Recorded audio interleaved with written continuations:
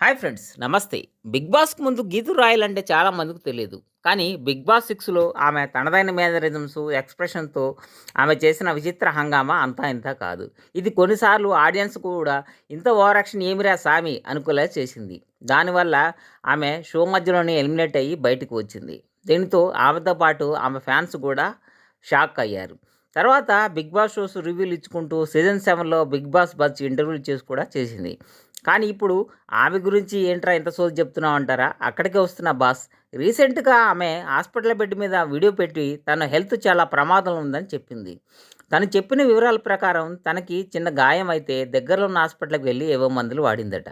కానీ ఆ గాయం ఎంతకీ తగ్గలేదట. దానితో పెద్ద కార్పొరేట్ హాస్పిటల్‌కెళ్ళి అన్ని టెస్టులు చేయించుకుంటే తనకి చాలా మొండి బ్యాక్టీరియల్ ఇన్ఫెక్షన్ వచ్చిందని తేలిందట. దానికోసం చాలా రోజులు మందులు వాడాలని చెప్పారట.